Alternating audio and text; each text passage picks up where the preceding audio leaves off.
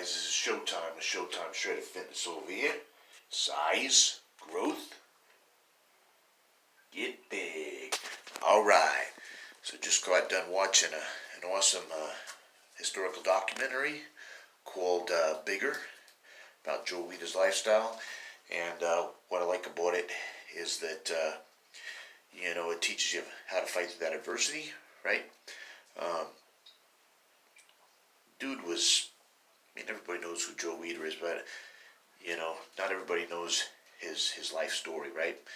Everybody knows he's the godfather of the IFBB and all that stuff. But what it took, to even just get the federation going in the first place was nuts. And just to even get into the fitness industry as it was, he was abused as a child. He was bullied as a kid. All these types of things. His mom was pretty mean, right? Kids beat him up, took his lunch money, and same thing I teach, right? If you get into the gym and you work your ass off, it's nice to learn some martial arts as well, right? To go with it, and you get strong like a superhero, look like a superhero, right? You can defend yourself, all that good stuff. Fair enough. But he had that idea back in the 40s. He told his brother, he goes, "I'm going to try to get bigger." His little brother Ben goes, "What for?" He said, "Well, because I don't want to get beat up anymore." And his brother goes, "Well, why don't you just be a boxer over here?" He goes, "I'm not going to be a boxer. I'm getting tired of being punched in the face all the time, right?" He said, "Ben, all you got to do is get big. If you get big, nobody will touch you." Right? Not always true, but about 99.9% of the time, right? How many times have you seen a little guy that can handle himself get picked on because somebody thinks he's a wimp and smack him around? And how many times have you seen the same situation where they think he's a wimp, but they're wrong? This little badass beats the crap out of him, right? But he's got to step up and prove something, right? Because he's not a big guy, okay? Still risky. You win a fight, even self-defense is hard nowadays. Still go to jail half the time, right? But bigger guys can't fight for shit. Slow, awkward, clumsy, right? Nobody fucks with them because they look tough. They look big. They are big, right? They're big. They're strong, right? Some are fast, some are slow, some can fight and some can't. But most people just leave them the fuck alone because they got the respect already. Well, maybe you can fight, maybe you can't. I don't want to find out, right? Or maybe I can kick his ass, but what does that prove? And looks like he works pretty hard, right? So it's respect thing. So Joe Weider had it all figured out as a little kid back in the 40s. And through all that adversity, everybody was against it. Competition tried to force him out, went bankrupt, turned it around again. Where there's a will, there's a way. He believed in his vision. He knew he could do it. Nobody else could see that far ahead because the fitness industry like it is today is because of Joe Weider and Arnold Schwarzenegger being the face of bodybuilding, and not just Arnold, right? All these other great athletes that Weider promoted, right? And through the ranks and all that type of thing. So now fitness is through the roof. It's very popular. So we can see it real easy now, where they couldn't see in the 40s, right? Even the 50s and 60s. Gyms were hard to come by. Now there's a gym on every corner, right? Even in the 80s, gyms were fairly prevalent, but you kind of had to look for them, right? You'd be lucky if there was one in every town or two in every town. If you're lucky. Some little towns didn't even have one. Be lucky if they had a little bit of barbell, dumbbell stuff in a little tiny cage or a little tiny room in the high schools and stuff for the athletes. Even those were sometimes hard to come by, and sometimes the gyms were, not too adequate, but freaking sometimes better what the other schools had, which would sometimes be next to nothing, right? So that's all because of a lot of the education and everything that's come, starting from Joe Weider, the other bodybuilders, and just other sports athletes, promoting the right answers that, no, you don't go and lift weights and get fucking muscle bound, right? If you're flexible and you work on speed, you'll be fast and big and strong, right? But they didn't believe that back then. You'll be muscle bound. You're not be able to move. They say, hey, what's up, Showtime? Huh? And they think they move like this instead of just turn your head to the side, right? The stereotypes, okay? Yeah, if you don't move at all, and you're pretty stiff and slow, and you don't work on flexibility, movement, and you lift weights, you're gonna stay stiff, probably stay slow, fair enough. But if you're quick and fast, you're working on flexibility, and you continue to work on that stuff, you're just gonna continue to get more flexible, faster. Look at flexibility, they're used doing the splits on stage, right? I was doing the splits. Not the Van Damme splits, but I can do one foot out in front of the other, right? It's because I worked on flexibility. It's because I worked on martial arts, the other sports. So bodybuilders do backflips on stage now. They weigh 220, 240, whatever, right? So it depends on whatever you work at, you will get better at, and that's the bottom line. So don't listen to naysayers. Don't let yourself get bullied or pushed around. And stand up for yourself and go and do what you want to do. Granted, you may not have that luxury. You may have had to fall for a plan B when you didn't want to. You did everything you could to get to the plan A. And maybe you're doing something in life, that job you don't really like or whatever. There's still other things in life you can be passionate about. You can be passionate about your family. You can be passionate about your church. You can be passionate about your community. You can be passionate about a certain hobby, right? A certain sport. About the gym, about fitness.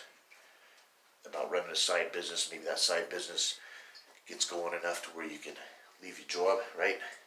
And do the business full time. It doesn't matter, but just something to freaking get your happy ass out of the bed in the morning. It's a scary feeling, man. You know, I'm really driven and really passionate, love life. Every once in a great while, man, I'll have a day or two out of the year, right? Or maybe every few months, and it's like I don't even want to get out of bed. Not because I'm lazy, but like empty. Like, man, I don't know if I want to be here. What's my purpose? You know, that negative thinking. It hardly ever happens, right? Happens for like a few minutes, and then I get up and get going, and then it's gone, right? Get up in motion, stay in motion, you're fine. But I think about other people that always wake up that way, that always feel empty, that always feel a lack of spirituality, lack of motivation, a lack of, not passionate about any fucking thing, complaining because the grass is green. Man, or focusing too much on their trauma. Some people are very justified in that. You know, they've been through some shit, PTSD, they've been through a war, right? They've got their legs blown off, right? Lost a family member, a few family members, a few friends, whatever it is. Sexually or physically abused, right? As a child or bullied, right? There's some traumatizing shit out there. And I don't blame people for not wanting to get out of bed or wanting to blow their brains out or whatever else. I try to get people to find something to divert from that, to get a different mindset, regardless of what you've been through. And I'm not going to say shake it off, take a salt tablet, and fucking snap out of it, right? Because I haven't walked in your shoes. I don't know what you've been through. You know, you could be been through shit that's 50,000 times more devastating than my worst nightmare, right? So I can't judge you and say snap out of it and shrug it off, right? I'm going to try my damnedest to get you to love life again and shrug it off the best you can, right? We don't want the bad guys win. If you've been victimized, fuck that motherfucker. Don't think about it. Don't think about them, right? And if you have a nightmare, that's because that's the only time that it comes back, because you're strong in the mind throughout the day. You're not thinking about that incident anymore, right? Go to the gym, bang it out, go for a run like a motherfucker, and get that anxiety and that trauma and that rage out of there, right? I can't help with a little bit of that stuff. I was bullied a little bit of a kid as a, I've got a little bit of, of understanding there, right? Not maybe to the level that you have. Like I said, I'm never going to, especially if I don't know you, I walk your shoes, I'm sure as hell I'm going to say, oh, I understand. Because maybe I don't fucking understand, right? But I'm trying to get you to understand that there are people that have been through some pretty fucked up shit that have gone 180 and crammed up the bad guy's ass that, physically or sexually abused that person or whatever. Doesn't give them that victory. Doesn't let them take their day. Doesn't let them destroy their life, because they don't deserve it. They don't deserve your misery, right? They need to see you and go, God dang, man, that person's happy. That's fucked up. I tried to destroy that person. Well, no, now you're in jail, motherfucker, right? If they got off on a technicality, maybe you can find some people to help you out with that, right? Get them put in jail, or maybe, scare them a little bit or worse.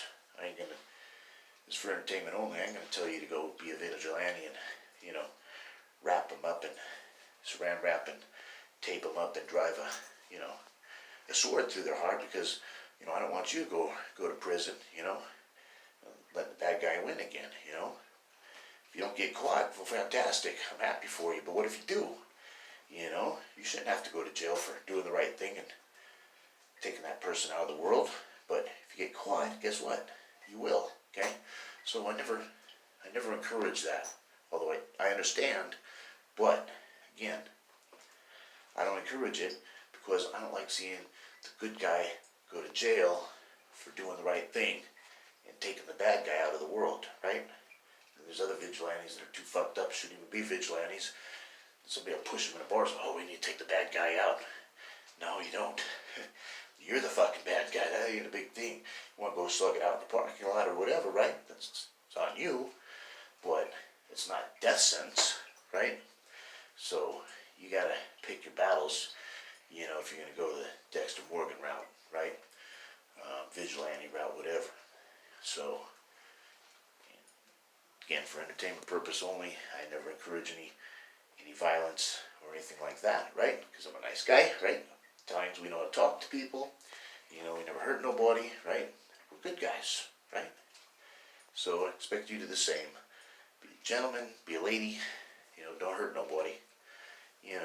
Just, if somebody really needs to be taught a lesson, just talk to them, right? Whatever's said, just deny everything. If something happens, don't get caught, okay? That's bad. And don't snitch. You neither, right? But, unless you're reporting I got my code on that too. If you find, if it's a child or pedophile, something like that, you ain't snitch for turning them in, okay? It's exception to policy, okay?